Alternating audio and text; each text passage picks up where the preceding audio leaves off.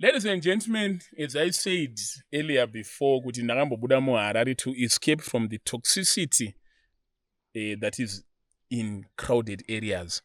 Toxic uripo.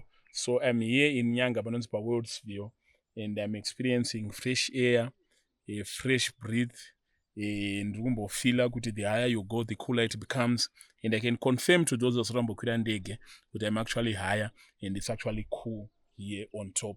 Video rangu, I have actually received a lot of backlash, vanhu varikundipopotera kuti hey zigo, but I know Paul akatombotaura iye muBible kuti now that I've told you the truth, have I become your enemy? Zvandakuudzai chokwadi ndava muvengi venyu here?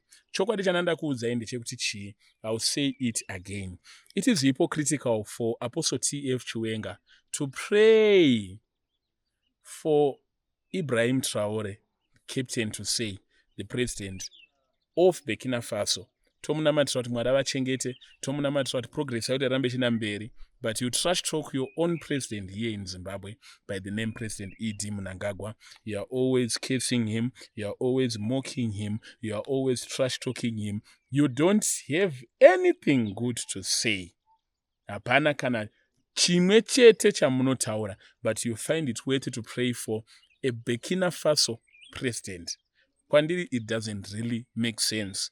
Hanzi charity begins at home. Paitonzi naJesu pepe, iwewe unoona danda riri muziso memumwe munhu usingaone danda riri muziso mako. Iwewe unoona ma-problems, nema-dangers, nema-imminent risk ari kuBurkina Faso, but you don't see ma-problems ari munyika mako, ma-dangers ari munyika mako, ma-imminent risk ari munyika mako, and you don't kneel on your knees. You don't go on your knees to pray. That is hypocritical for Apostle T.F. Chiwenga. Why? Because Romans 13, it's very, very clear. Could you pray for my authorities? Pray for my rulers. For there is no such authority except that which has been appointed by God. Mushona ana Mnangagwa pavanenge vari pazvigaro paipe, Mwari akatozvitendera. Panga paina ana Mugabe paipe, Mwari anga atozvitendera. Ma-authority aripo izvezvi, they are appointed by God. Ndofuti zvinotaura 1 Timothy 2. Inongotaura kuti ma-authority iyaya aripo aya akatoappointwa naMwari, and let munhu wese ave subject to those authorities. And Paul painyora zvinhu izvi, musafunga kuti aitongwa nevatungamiri vaifarira kana kuti they were actually under invaders, under colonizers, vanga vari under Roman rulership, whereas ivo vanga vari maJews nguva yana Herod. But Paul could still find the godliness yekuti vanhu namatirai vatungamiri vatoripo ivava. So, imimi, whether you are happy with ZANU-PF or happy with the President Mnangagwa, whether you are happy or not, it is a godly task. Murairo waMwari. Panonzi na Jesu pepe, if you love me, follow my commandments. Zvafana nonzi kana uchindida ita zvakati. Munoti muri kuitirwa zvamunongoda chete. Kutonzi naJesu, kana muchindida imimi, zvandakataura mushoko mangu kuti namatirai vatungamiri vaminawo, that is what you are expected to do.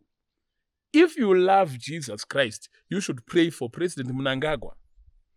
It doesn't matter whether you love President Mnangagwa or not, but it's your godly duty to pray for him.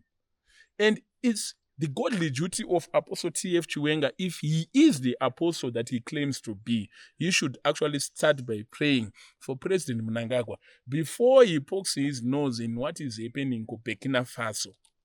But well, my double standards, and I keep exposing my double standards. Like Apostle T.F. Chiwenga, countless times he's angry and President Mnangagwa came through in unconstitutional means and through, through a coup. That is what he says. But that is the same way that Captain Ibrahim Traore came. He came through a coup. So what is good for the goose is good for the gander. You can't trash President Mnangagwa for something that Captain Ibrahim did and you applaud. Chii chikumbonye ndokuchallenge ivanhu. Ndiratidzei chiri kuitwa kuBurkina Faso chinoshamisa chaizvo, ndiratidzei. Kungori nezvigredha zvinongogredha maroad. That's the same thing that is happening here. Tikutovaka mbudzi roundabout. If we could make so much noise about it, inogona ngesina kufanana neyekuSingapore, inogona ngesina kufanana neyekuChina. But waimbofamba pambudzi roundabout, papa waiziva kuti taita 10 hours, tiri paround papa tichitraya kutena.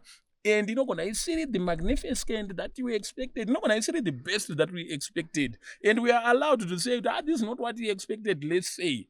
But itomboripo iri kuvakwa.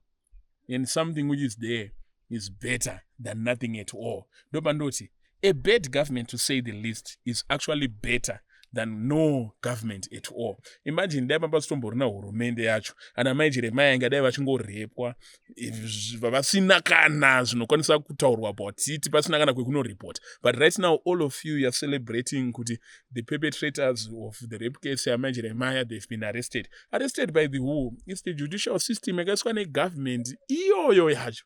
Ndopandoti a bad government is better than no government at all. And kunana Sudan kusitorina magovernment kutototi government and kunyika dziri under rebel leadership and kuchi ndosaka ndiri kuti it is good to pray for our leaders. Ndozvikutonzi naPaul kuna 1 Timothy 2 ikoko achitotara iye kuti pray for my leaders so that peace prevails. But well, I know vanhu you'll be angry because Paul akataura kuti zvandakuudzai chokwadi ndava muvengi wenyu here munotsamwa because mukaudzwa chokwadi hamuti chokwadi chemubhaibheri, munenge makutoona bhaibheri riri muvengi wenyu. Asi zvandiri kutaura izvi hasi pfungwa dzangu ndozvinotaura neRomans 13 ne1 Timothy 2. Anenge achipikisana neni ari kupikisana nezvekutaura shoko raMwari, and I don't mind. Anenge achindituka futi ari kutuka shoko raMwari, and without any opposition unenge uchitukawo futi Mwari. Anyway, visit World's View muone munakiro wakaita nzvimbo. Kana uchigara area iri apa iyi, area yese iri apa iyi, uye kana uchigara panhu pekuti unoona World's View, kindly comment in the comment section mutiudze kuti experience yenyu yekukura yanga yakamira sei, uye makambokwirawo here gomo iri mukasvika patiri panapa.